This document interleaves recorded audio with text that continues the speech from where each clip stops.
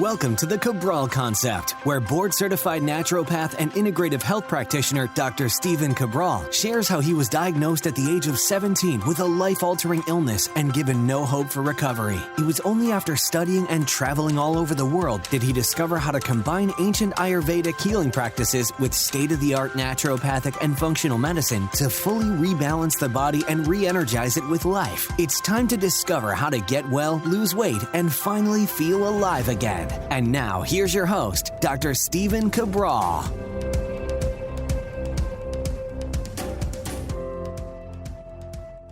Welcome back, everyone. We're here today with our Training Thursday episode of the week. Just can't get away from these fitness-based shows, exercise-based shows. Love that our community is interested in hearing about how movement, natural human movement, and exercise fits into the equation about living a longer, healthier, better quality of life. So today we're going to tie in how to customize your workout programs based on your hormones. So this is especially going to be geared to those people maybe with higher levels of testosterone, higher levels of cortisol, and maybe even what's called estrogen dominance. This can go for both men and women. So men on the higher side of testosterone, men on the higher side of cortisol, men on the higher side of estrogen conversion, women, same exact thing, especially with women with PCOS or even lower levels of thyroid. So all of this ties together. And the reason how it happens is this. When we are adding exercise to our lifestyle, which, by the way, everybody should do, and it should just be customized based on your needs, meaning there is no one size fits all. We do so much lab testing that we can look at this at a little bit of a deeper level. It doesn't mean that any exercise expert out there is wrong in their recommendations. The problem is they can be wrong in the recommendation per person that they're saying it to. So let me give you an example. When I went overseas to do all of my internships for my doctoral studies, I did that for a reason. And the reason is I planned on being able to come back after about, well, I can tell you exactly how many hours it was. It was 2,375 hours of internship hours. And I knew by the end of that I would be able to just say, this is the best form of natural medicine. I've seen it work now all over the world, and I lived it. I literally was there. I breathed it, and it worked great. Well, that was my goal, right? So I was naive. I just expected that I was going to be able to find the one because I was going to be studying in India and Sri Lanka, and I was going to be studying in China. I was going to be studying in Europe, and I was going to be studying all over the United States. I was in Chicago. I don't even know where else I was. I was all over, and lo and behold, I knew almost immediately that there is no one best form of medicine. So again, I studied bioregulatory medicine, Ayurvedic medicine, traditional Chinese medicine, traditional naturopathy, functional medicine, all different forms, herbalism, you name it. So, and they're all amazing. They really are. And there's even a time and place, again, for conventional medicine. There's a time and place for everything. The problem is that no one form of medicine works for every individual in every circumstance. And that's why when you use a truly integrative approach where you can combine all of them, except the pharmaceutical part, you always refer out to your PCP or whatever endocrinologist, whatever ologist you need, then you're going to be able to help every single person all of the time. So when people always ask, have you ever helped with someone with this or with that or with this? And the answer is yes. And the reason is that we don't have a system of medicine that defines you as an individual and your diseases. We look at underlying root causes, and then we help from there. So let's bring that back now full circle. There is no one exercise recommendation for every human alive. Ayurveda is the most complete form of medicine. You could make an argument that can help all of the people all the time. The problem is it could take a long time to help that person. And the reason is that you don't always know based on assessments exactly what's going on with the individual. And again, I love Ayurveda. I'm a huge proponent of naturopathy. I'm a huge proponent of Ayurveda. However, as my mentor taught me, who learned from Dr. Vasant Lad, like literally, when I look at it, it's just amazing. Like Dr. Vasant Lad came to the US, my mentor wrote the textbooks for him, meaning it's his words, taught in classes, she translated, she wrote it down, wrote those textbooks, she taught me. I mean, it's absolutely amazing that I had the privilege of being able to have a mentor like that. But here's the thing. As amazing as Ayurveda is, you can figure out the root cause faster with at-home lab testing. So that's where, functional medicine or modern day, naturopathic medicine really comes in. That's the ideal, because then you can use your Ayurvedic principles. Again, you're just trying to get there faster. The goal is to help the end person, right? So always have this debate with other doctors. Listen, what are we trying to do here? Are we arguing over what's the best form of medicine? Are we really going to do that? That's what we're doing here? Because I thought the goal was to help the patient, right? Or the wellness client in natural medicine, right? That's the goal. So is the goal an ego battle, or is the goal to help people? Because sometimes when you're talking with other doctors or practitioners or other people, I can't figure out the goal. I don't know if they're trying to just elevate themselves or their form of medicine, or they're trying to help the individual. So in my goal, again, I won't be here forever. Neither will any one of us. My goal is to help push forward what we know works. So now when we're talking about, let's just take PCOS. When you have PCOS, and I'm going to go through this, so definitely stay with me on the podcast the next few weeks. I'll go through PCOS. They're narrowing it down to 4 different forms of PCOS. They're looking at how the gut and certain bacteria, which are too low, are aiding in PCOS, meaning not in a good way, vitamin D. I'll go through those studies. I think they're pretty fantastic. I mean, again, this is why I love Ayurveda, love TCM, love bioregulatory medicine, love all the older forms, traditional naturopathy, but also I love modern day science, right? We can use both. We don't have to choose what's the only form of medicine we're going to use. So let me get into the topic at hand now. If we're defining PCOS, and again, you can find out what type of PCOS you have. It's actually very, very easy. Again, this is where you take the guesswork out of it. So with PCOS, you either have high testosterone, you might have high DHEA, you might have high cortisol, you might have high estrogen, or at least estrogen dominance, which is typically calibrated by having low progesterone. You might have low vitamin D, you might have gut issues, you might have low thyroid. Okay, so and usually you're going to have high levels of inflammation for various other reasons. Well, you can literally test all of those things except for gut function with one lab, literally one lab. You can run it with any naturopathic doctor that you want. You can run it with an integrative health practitioner level 2. So again, please do feel free to do that. It's going to cut your learning curve down by forever, right? Because if you never find out why, then you're going to always be doing trial and error. So it will save you at least 6 months to a year. So you can run that. It's called the stress hormones mood and metabolism test. You can find any lab I mentioned. We open source all of our labs at stephencabral.com/labs. But let's say that you are high testosterone, high cortisol. That's fairly normal with PCOS, fairly normal, and a lot with Pitta-based women as well. So let's look at this. And this can go for guys as well. It's not just women with PCOS. It can go for guys with higher levels of testosterone. And they can have their own issues. So they can have higher levels of aggression. They can have higher levels of hair loss. They can have more stress, poor sleep, et cetera. Now, there are benefits to high testosterone, but there's also the downsides, right? What are the benefits? Well, more ambition, more drive, higher libido, typical leader, person who's at the front of the pack. And so, there's pros and cons, but the cons can be fairly negative, meaning for women, additional, there can be facial hair growth, there can be acne, there can be anxiety, there can be poor mood, there can be more irritability, there can be sleep loss, there can be more inflammation, and all sorts of dysregularity in menstrual cycle as well. So what we're looking at is then, what forms of exercise then would exacerbate higher testosterone and higher cortisol? Because that's the first thing you want to ask yourself. So again, I'm trying to work through this as if I would be teaching someone in my practice, face to face, or even our IHPs. Because you have to peel back the onion. And that's what we don't do, is everybody sticks to their specific dogma, and they won't tell you what are the underlying root causes. Okay, well, let's work through this as an actual problem. That's how you want to look at natural health, is that there's a problem and there's always a reason why. So there can be multiple reasons why. Let's say, again, we just learned this person has high cortisol and high testosterone in a PCOS-based course, or maybe they have higher levels of estrogen as well, because testosterone higher is leading to higher levels of estrogen. All right, let's work with that. So, and in men, that can also affect prostate inflammation and breast tissue growth in men. So let's say that man or woman you're dealing with PCOS or side effects of high testosterone in men.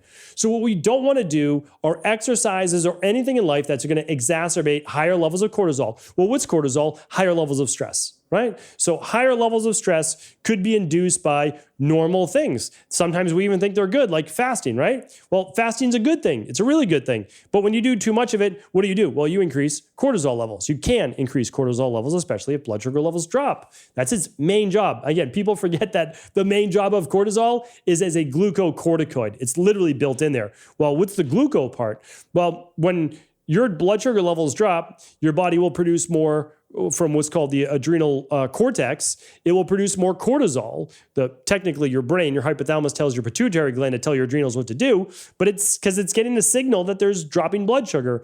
Okay, so if there's dropping blood sugar, how does your body keep from passing out? Well, it has to maintain normal blood sugar. Okay, so if it does that, it releases more cortisol, and hopefully it releases just the right amount. But oftentimes it's a higher stress in the body because you're not just dealing with lower blood sugar. You might be dealing with getting the kids ready for school, or stuck in traffic, or giving a presentation at work, or even doing a fasted workout. Good for some people, not so good for others.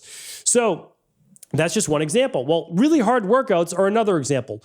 High intensity interval training or pushing yourself to failure with each set typically will raise cortisol if not overdone, and will typically raise testosterone if not overdone, meaning like it will give you a beneficial effect. So a lot of people feel like they get a relief from their allergies, or they get a boost in energy when they do their exercise. Yeah, that's true. It's absolutely true. If you don't take it too far, you get a boost in cortisol, you get a boost in norepinephrine, a dopamine, you get a boost in testosterone. That's a good thing, right? Because now that your natural norepinephrine helps with your inflammatory processes like allergies, etc., asthma, but when overdone, obviously it depletes you.